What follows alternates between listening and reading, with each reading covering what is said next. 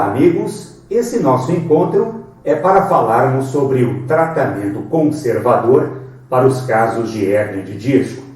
Mas antes, vamos a algumas considerações sobre os discos da coluna, para que você possa entender um pouco melhor o seu papel. Os discos intervertebrais funcionam como coxins, ou seja, pontos de apoio.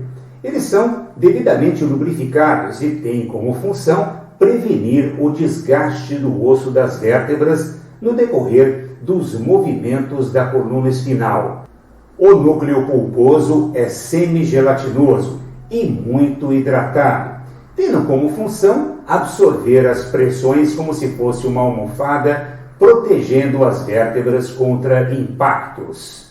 O envelhecimento é considerada a causa mais comum de um processo degenerativo dos discos. No entanto, outros fatores como excesso de peso, má postura, levantamento de peso, movimentos repetitivos, falta ou excesso de exercícios físicos são fatores que contribuem fortemente para o surgimento de uma hérnia discal. A causa mais comum de uma desidratação discal é o processo natural de envelhecimento, pois a quantidade de água do organismo, de maneira geral, é reduzida à medida em que os anos passam. Pacientes com mais de 30 anos de idade já estão suscetíveis a essa desidratação. Por uma má hidratação, os discos acabam por desenvolver fissuras ou rachaduras, e por entre elas, o líquido interno do disco vaza, criando uma espécie de abaulamento discal, que segue em direção às raízes nervosas. Um disco abaulado ou herniado pode provocar fortes dores nas costas e dor ciática, que se irradia para as nádegas, para uma ou ambas as pernas. Sintomas relacionados a formigamento, sensação de facada na cabeça do fêmur e joelho, adormecimento até a ponta dos pés e fraqueza muscular de membros inferiores são relativamente comuns nesses casos. Existe uma escala crescente da evolução do quadro do desgaste do disco, podendo ser classificado da seguinte forma: abaulamento, protrusão, hérnia discal, hérnia extrusa e hérnia sequestrada. O quadro específico pode ser revelado por um exame de imagem feito através de ressonância magnética. Agora vamos falar especificamente do esquema do tratamento conservador. O tratamento parte de uma escala de menor para maior complexidade, ou seja, inicia-se com um esquema totalmente conservador, objetivando afastar o paciente de uma possível intervenção cirúrgica, evitando, portanto, riscos que, a princípio e dependendo do caso, podem e devem ser evitados. A grande maioria das pessoas submetidas ao tratamento conservador obtém excelentes resultados. Porém, é importante ressaltar que, dependendo da gravidade do problema, a cirurgia poderá se tornar necessária, a fim de se corrigir a herniação do disco. Nesse caso, o médico será o responsável por oferecer esse encaminhamento. A maioria dos casos de hérnia de disco devem ser tratadas de maneira conservadora. O tratamento conservador passa por algumas ações, entre elas ações medicamentosas, prescritas exclusivamente pelo médico ortopedista responsável pelo acompanhamento do quadro. Nesse caso, alertamos para evitar a automedicação, uma vez que isso pode, sem dúvida alguma, mascarar ou agravar o problema. Portanto, fica o alerta.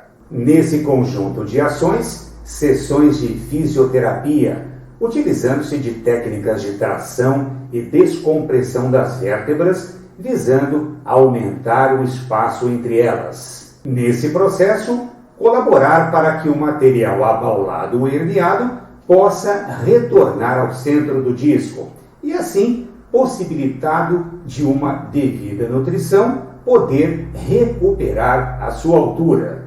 O objetivo visa liberar a compressão da raiz nervosa das vértebras, assim como o nervo ciático, promovendo, portanto, ao longo de um conjunto de sessões, o alívio da dor, a recuperação do disco e o consequente restabelecimento das funções.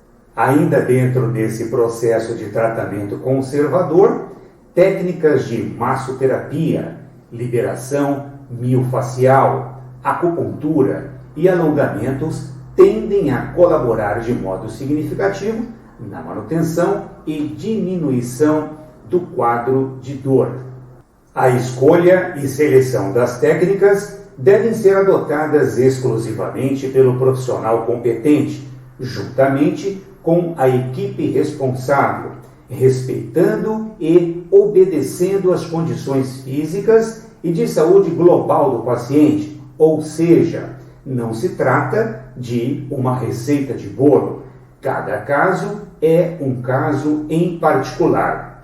Questões de natureza biopsicossocial devem ser devidamente observadas, buscando voltar a atenção não apenas no quadro da dor propriamente dita, mas, sobretudo, em situações que podem estar servindo para potencializar a dor relatada pelo paciente. Dentro desse conjunto de técnicas, destacamos os exercícios de reabilitação, ou seja, a fisioterapia, uma vez que é comprovado cientificamente que os músculos profundos que envolvem a coluna, eles estão atrofiados. Assim sendo, o que vai fazer com que esses músculos se fortaleçam são, sem dúvida alguma, os exercícios devidamente realizados por um profissional qualificado e experiente. Os exercícios de fortalecimento e estabilização da coluna devem ser realizados no momento em que o paciente estiver numa condição mais favorável, ou seja, distante de uma crise aguda de dor. Nesse caso, uma boa avaliação, bem como estar sensível ao relato do paciente, é fundamental para decidir o melhor momento de se iniciar essa atividade.